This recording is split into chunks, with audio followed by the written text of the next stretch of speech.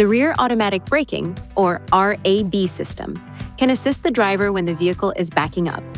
RAB operates when the shift lever is in the reverse position and the vehicle speed is less than approximately 9 miles per hour.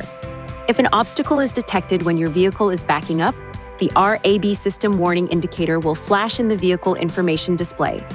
A red frame will appear in the center display, if so equipped, and the system will chime 3 times. The system will then automatically apply braking. After the automatic brake application, the driver must apply the brake pedal to maintain brake pressure. The RAB system detects obstacles behind the vehicle using the parking sensors located on the rear bumper. You can touch this key to turn the system on or off. Please see your owner's manual for important safety information, system limitations, and additional operating and feature information.